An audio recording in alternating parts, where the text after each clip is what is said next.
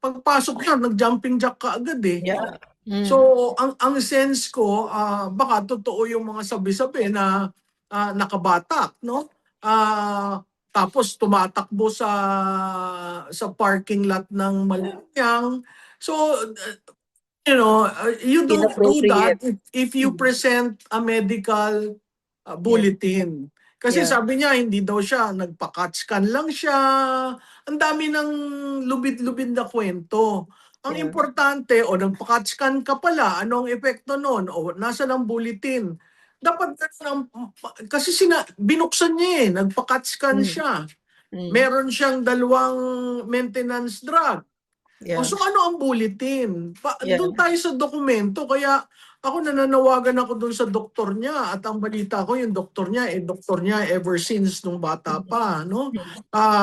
Kaya para sa matahimik ang bayan at makausad tayo, bigyan niyo kami ng medical bulletin para naiintindihan namin ano nangyayari sa presidente. Ang punto ko, bihira sa ating kultura na binabanatan at talagang sinisikmuraan yung nagtrabaho ng 6 na taon, no? Si Presidente Duterte chose not to attack the late Noynoy Aquino, di ba? Sabi niya, let's move on, let's move forward. So wala kang nakita, no? Si Presidente Noynoy diniin si GMA. Pero si GMA paid through the hospital arrest, etc. And was able to return, which means the mandate of the people was there. So itong administrasyon na ito, kawawa ang susunod dahil talagang bagsak ang institusyon ng Pangulo. Pinapalayas na natin yung mga clowns na yan pero ayaw umalis. So anyway, the birthday of PRRD, the global outpouring of love and gratitude was something that took my breath away. And I would venture to say that we'd never seen anything like it in the non-democratic world, that kind of global outpouring. So what is your assessment of it, and what are the implications in the political landmines that we're trying to maneuver? Siguro, Dr. Abadoy, no, alam mo, napakahalaga ang nakita natin itong second time niyang nagdiwang ng kanyang birthday abroad, no? Ako, naggulat ako sa dami ng tao. Naggulat ako dun sa napakagagandang bulaklak na linagay sa lugar na kung saan siya naandon, no? Nagulat ako na consistent ang mga Pilipino kung saan man sila naandon na inaalala siya. Sa tingin ko, sa kasaysayan ng presidential politics, ito lamang pinunong ito ang naiiba, na kahit na siya ay illegally dinala sa isang bansa na wala naman tayo ng kasapi sa Rome Statute, makikita mo na lahat ang bukang bibig, maligayang kaarawan. Lahat ang bukang bibig, sana masaya ka. Lahat ang bukang bibig, kahit na alam mong malayo, hindi niya nakikita, pero talagang linalaksan ang pagkanta.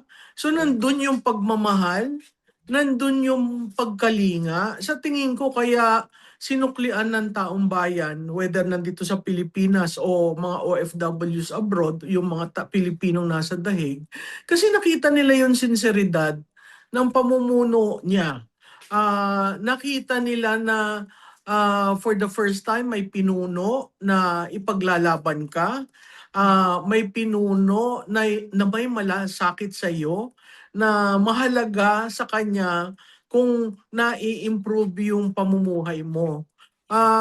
Kasi ang tagal na, di ba? 2022 na yung huli niya Pagkatapos nakita natin talagang he really rode the sunset and left the stage. Yeah, Pero yeah. bumalik siya nung nagkakaroon ng problema ang Republika. So ako natutuwa na yung outpouring bihira. Meron nga akong isang kaibigang puti na ang sabi dati daw ang Pilipinas si Manny Pacquiao. Ngayon si Rodrigo Duterte. So sabi ko, so what do you think of that? Sabi sa akin it's very rare for a political leader to be loved by so many. And Yeah. even us foreigners would always ask Filipinos, parang nung pagtatanong kay Manny Pacquiao, why you proud with Manny Pacquiao? Yeah, Ngayon yeah. ang tinatanong, why you proud with your former president? Why do you continue this outpouring of support? At nakakadaba yung mga sagot because he did as well. Yeah. So sa akin malaking bagay 'yon na kahit 2022 ngayon 2026, 4 na taon na nakakalipas, pero tinatanaw ng bawat Pilipino whether kakampi man o ayaw sa kanya na napabuti yung buhay. Yun Yeah. naman ang importante, mapabuti ang buhay ng kapwa Pilipino. Wag na yung mayayaman kasi kaya naman nila Pero Yeah. yung middle class at saka yung DNE, malaking bagay na may leader na nakikipaglaban para sa iyo. Yeah. So, ano yung implikasyon nun, Malu, sa Well, yung Lagi- yung implikasyon niyan makikita mo sa dahig, yung mga justices, yung judge, sa tingin ko nagugulat may isa doon yung babaeng mahaba ang buhok. Hindi ko alam ang pangalan pero nabalitaan ko na nasya-shock kasi pinag-uusapan sa komunidad. Yung mayor kung saan na andun si PRRD na nagbigay ng Duterte Park ba yan or what? Ang parati sinasabi, thank you so much to the Filipinos. You brought tourism to Tourism. us. You Yeah. brought receipts. Our income is so high. You place my municipality in the map. So among the leaders, kahit siguro pag tiningnan mo si Putin, si Trump, si Xi Jinping, sila nagugulat na what's happening there? Why are they reacting? So sa tingin ko hindi makakalimutan ng tong mga leaders na na-mention ko na kalimutan si PRRD. So ako naniniwala one of these days makakalabas siya. Hindi siya huhusgahan dahil wala naman talagang proof. Paano, Malu, paano kung Oo. ipasok mo doon yung sinabi ng 18 soldiers na namaleta din itong mga ICC? Oo. Diba? Matindi Kay yun. Trillanes, diba? Matindi yun kasi... At saka Malu, parang antindi din kasi makikita natin na itong si Bangag, si Bongbong Marcos, he's a one-trick pony. Puro pera, di ba? Talagang yan lang ang alam niya, manuhol, di ba? Mag-bribe. At saka, alam mo, hindi bali kung manuhol ka ng pera mo Pero manuhol ka, gagamitin mo ang pera ng bayan, ang kaba ng bayan. Yun sa akin ang maling-mali. Na parang tama na. Ano bang gusto mo? Mahina ang kaso, walang mga witnesses, di ba? Nung confirmation ng charges, talagang pinan ni Kaufman yung mga witnesses. Ngayon, kung ipapasok yan, at may resibo itong 18 soldiers, may resibo silang pinadala yung gamit ng mga yung mga staff ng ICC. May proof sila. Oo, kaya sa akin very telling yun. At saka yung contact ni Trillanes na lumalabas ang pangalan dito sa mga records nung Brave 18. So kahit na balibalik rin ang mundo, ang punto, talagang sinadlak nila. Talagang kidnapping yung nangyari. Kasi wala na tayong, walang jurisdiction, may sovereignty tayo. Pangalawa, wala na tayo sa Rome Statute. Diba? So, kung ito Malu, so yung question ko, why are you hopeful na pakakawalan siya? Parang for me, no, napakita na ng ICC kung sino siya kasi marami na talagang rason na dapat pinakawalan na niya. Unang-una, wala naman yung ano, he didn't face a local court. So they violated their own rules, Yeah, diba? yeah. So Kasi what would yeah, pag inaccept yung Brave 18 na yeah, testimony, yeah, malaking bagay yon. Tanggapin o hindi, malaking bagay yon. yeah, Kasi pagdududa na yon sa proseso nila. Kaya ako yeah. naniniwalang mapapalabas kasi yung proseso nila kine-question na eh. Mm. 'Di ba? So kung kine-question na yon, at wala ka namang makuha, Kine-question natin. kine-question internationally. Na Really. pag pinag-uusapan, 'di ba, ang usapan nga si Netanyahu hindi nila makuha kasi kine-question yung jurisdiction. Yeah, Si Trump sinabi niya, aalsan ko kayo ng budget, so wala ng budget, 'di ba? So paliit ang mundo niyan. Tapos pumasok pa si Duterte dyan. So it shows to the whole world that, hey, your International Court of Human Rights is not actually for human rights. It's yeah, actually a violation. And the number one proof is Rodrigo Duterte. He yeah, is there because he's the very government of the Philippines surrendered him. yeah. So Di Malu, ba? my follow-up question to you.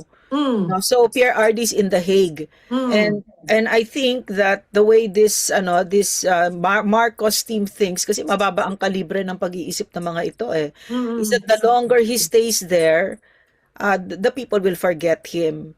Kasi mm. ang dinig ko sa we have sources ng CPP, no, from our assets, na the CPP is now working there in The Hague so that PRRD will stay there forever and ever and ever. So my question to you, Malu, what does it tell us about the caliber of thinking of the people behind the extraordinary rendition of PRRD? Kasi parang for me, naging living legend siya, 'di ba?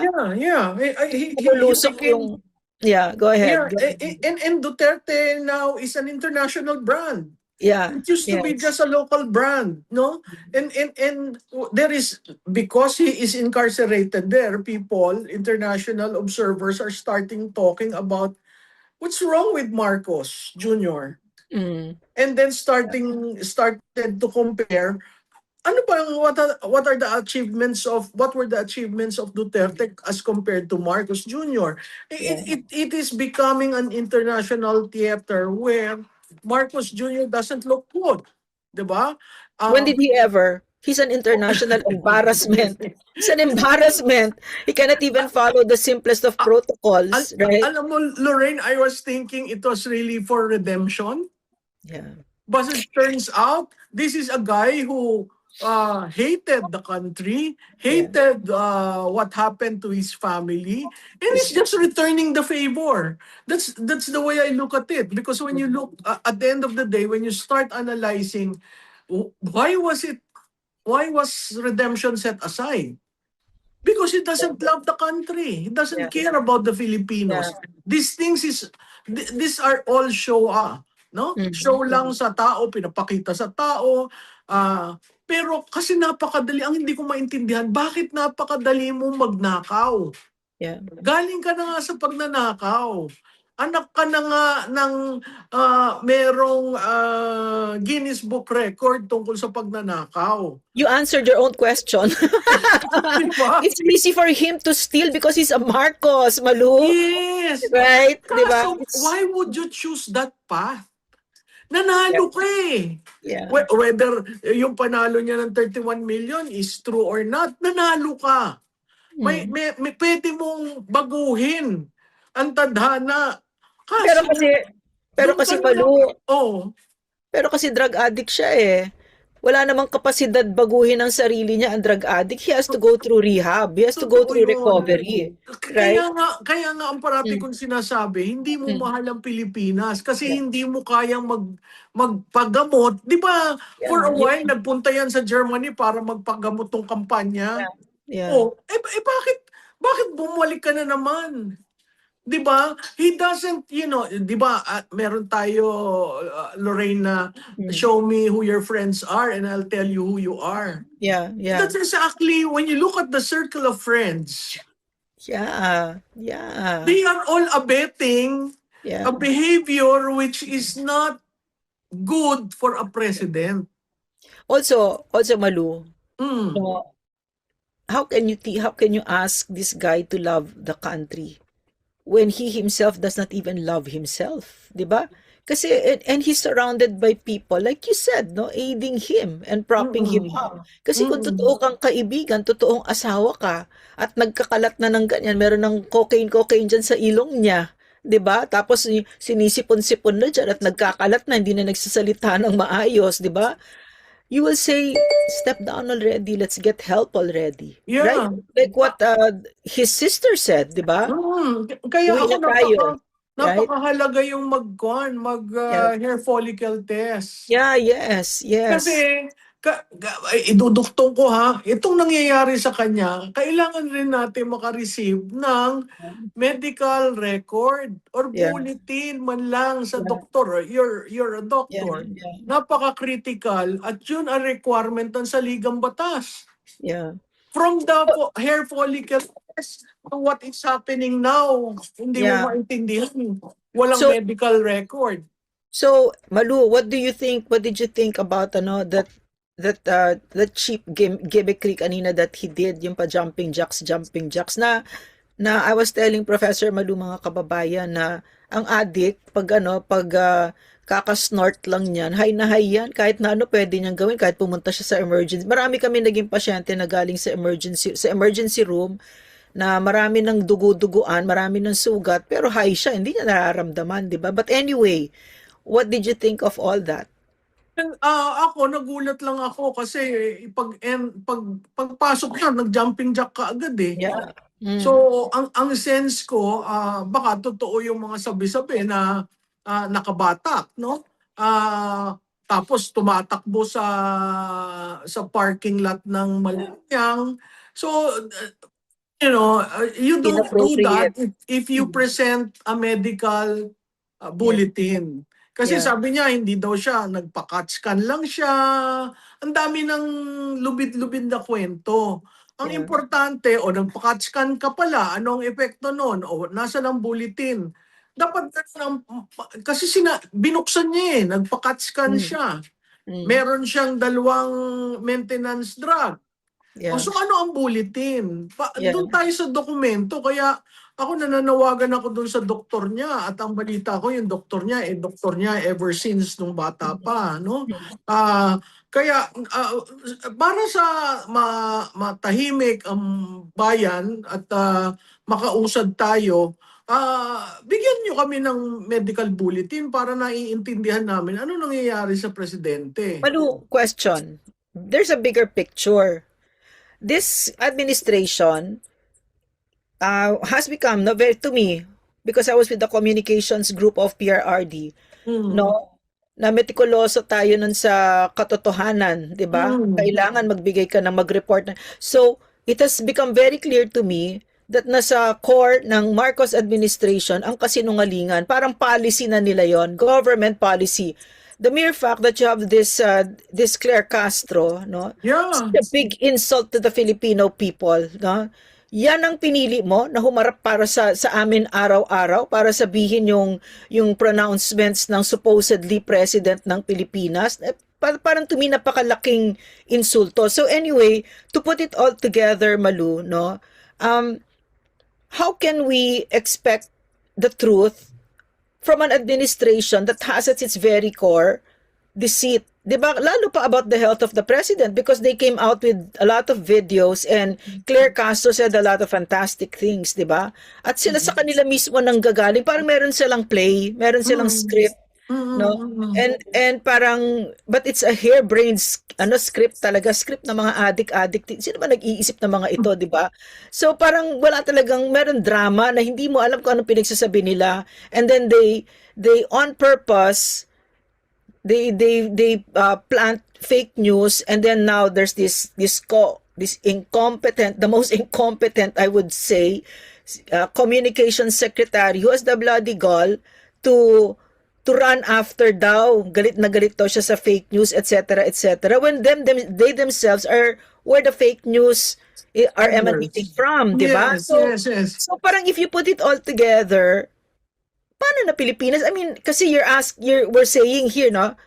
Obvious naman yun ministerial yung magbigay ng condition ng health condition ng president. Ministerial, mga kababayan, meaning walang desisyon ng tao doon, ang gobyerno doon. Duty niya yon. Kailangan ito ang ng presidente, 'di ba? Si President Duterte was very open about his Buerger's disease. There was a time when he tried na siya sa fentanyl because of his pain, he had to take it, etc., 'di ba? Very open about it. So, I mean, putting it all together, kasi Maluno, obviously, I mean, he's not even going to take a hair follicle drug test, which means that he's a drug addict, which means that, because in the real world, di ba, refusal to take a drug test is taken as a positive drug test, di ba? Therefore, you're not going to be hired and you're going to be fired. One of those things either, right? So, put it all together nga, Maluna, na ganito yung talagang insane yung pamamalakad ng gobyernong ito beyond bail. Diba? Siguro, Lorraine, ang Yeah. pinaka-importante dyan, nasira yung institusyon ng Pangulo. Nasira yung institusyon dahil sa the way he discharges his functions, the way he makes the decision-making process. Nasira ang institusyon kasi meron kang isang undersecretary na press briefer. Ano ba ang press briefing? Hindi ba dapat sinasabi mo anong ginagawa ng gobyerno? Hindi para manira, hindi para ang default mong sagot Duterte, hindi para buhol-buhulin mo ang impormasyon. Kasi pag sinabi mo magtatayo kami ng website para sumbungan nyo ng fake news na kumakalat sa social media, kung ang isusumbong ng taong bayan ay si Claire De Castro, anong epekto niyan sa kanila? Kasi kung titingnan mo siya, talagang peddler ng fake news. Naalala mo yung sinabi niyang mga barangay na na-cleared? Tapos empty Kopumban? Tapos nung challenge siya, sabi niya ibibigay niya. Hindi ba yun fake news?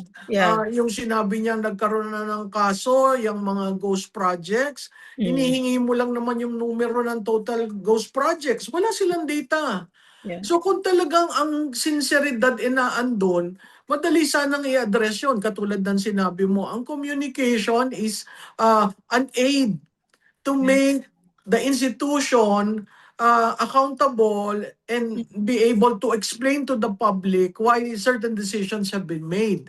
But this administration for the past 4 years has not explained that to the people. They've chosen, nag-cherry picking sila, itong isyong ito, kabit kaagad sa Duterte. So, hindi mo maintindihan, hindi kung propagandist ka, dapat dun ka sa role na yon, huwag kang press information, press briefing, no? Kasi hinahaluan mo na ng propaganda ang isang main task ng institusyon ng presidente. Yan para yung external communication, masabi sa taong bayan, ito ang nangyayari. Kaya pagdating ng krisis ngayon, nahihirapan sila mag-explain. Kasi nasanay na biro mo from Chucky to kung ano-anong tawag kay Duterte, yung ba'y tama? Kasi ang punto ko, bihira sa ating kultura na binabanatan at talagang sinisikmuraan yung nagtrabaho ng 6 na taon, no? Si Presidente Duterte chose not to attack the late Noynoy Aquino, di ba? Sabi niya, let's move on, let's move forward. So wala kang nakita, no? Si Presidente Noynoy diniin si GMA. Pero si GMA paid through the hospital arrest, etc., and was able to return, which means the mandate of the people was there. So itong administrasyon na ito, kawawa ang susunod dahil talagang bagsak ang institusyon ng Pangulo. Malu, um, when we're talking like this, 'di ba? There's really an elephant, a big pink elephant in the room, and those are the maletas, 'di ba? Mm. Na and we found out, no, from Toby Chanco, Congressman Toby Chanco, that merong talagang billions for the media operations of Martin Romualdez, kasi si Toby Chanco parang he's protecting pa BBM, 'di ba? Mm. And And also we found out from the 18, the brave soldiers, no, that meron ding maleta para sa mga media people, 'di ba? So, yung pagka one act po ni Bangag, ni Bongbong Marcos, nang alam lang yan ay manuhol, lahat binayaran na niya, 'di ba? What will happen to our country? Kasi binayaran na niya lahat. Media, bayad na. Kitang-kita naman. Kitang-kita, no? Kaya nga natawa ako sige, never mind, later na lang kasi I want to write about it eh. So I mean, like it's like what Cora Guidote said, it's a government of scammers. Parang you're going to be so hard pressed to think of one government agency that's not in on the conspiracy to steal from the Filipino people and cover up for the mastermind Bongbong Marcos, Martin Romualdez, and Lisa Marcos, no? But so what are we looking forward to? What is the road ahead of us kapag kaganyan, no? Well, I think there are two options. One is, the people actually revolting and saying enough is enough. And we've done this several times, and I doubt very much, especially with the energy emergency, I doubt very much that people would want to do that. Yeah. Having said that, makikita mo yung makapal na tao sa Commonwealth tuwing umaga na walang masakyan. Revolting na nga eh. Kaya nga sabi, hindi pa ba kayo nagagalit at tinatrato tayong ganito? Yung isang option is, hihintay na lang natin na pagdating ng 2028. Ano na itsura ng Pilipinas noon, you think?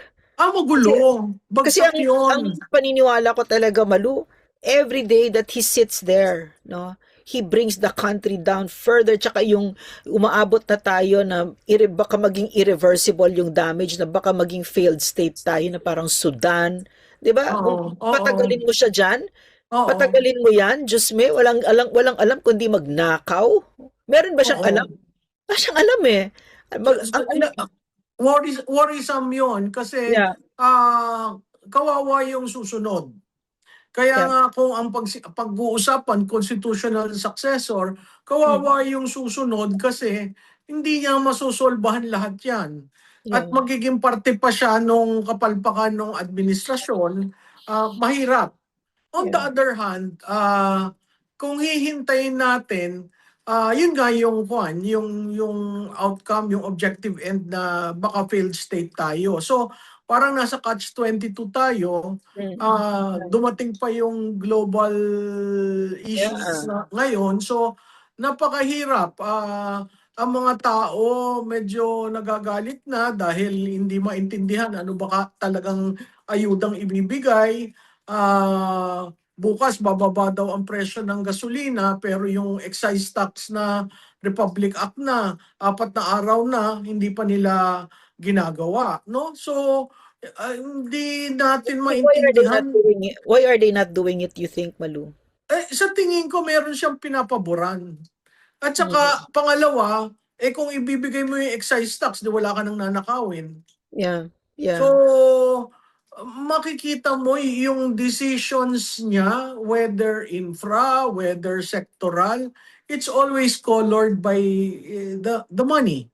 No, sa DA, kita naman natin yung galawan diyan, nakita natin sa DPWH at marami pang ahensya. Nagulat ako doon sa Supreme Court oral arguments, ang Toll Regulatory Board na mention na naman. So, kung hindi natin nakikita kung ganong kalaki yung damage, ang nakikita lang natin 1.5 to 1.9 trillion. Tapos Malu, hindi pa natin napag-uusapan yung PCSO, yung kakapalan Hindi pa, oo. Kaya customs, wala pa, no? Tama yung sinabi ni Senior Associate Justice Leonen na hiningi Yeah. niya lahat ng saro. Yeah, yeah, Hiningi niya lahat ang notice of cash allocation. yeah. Hiningi niya lahat ang dokumento galing sa Treasury. Oh. Kung ibibigay yan ng Solgen at ng mga ahensya, sa tingin ko pag pinagtagpi-tagpi ni Justice Leonen yan, magugulat tayo na wala talaga napunta sa serbisyo. Question, Malu. Hmm. Yung SARO na yan, kaninong deliverable yan sa Supreme Court? Sino magbibigay sa kanila niyan? Si Solgen. Si Solgen ang Solgen si binigyan ng Berberabe. instruction, oo. At saka si Acting Secretary Toledo ng DBM. So Question. pag naibigay yan, talagang makikita natin. Question, Yes. kasi yung SARO na yan, yari sila dyan eh, di ba?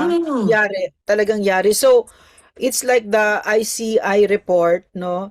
Anything that's yari sila, like the Blue Ribbon, na si Mark Coleta ang chair noon, tinanggal nila, di ba?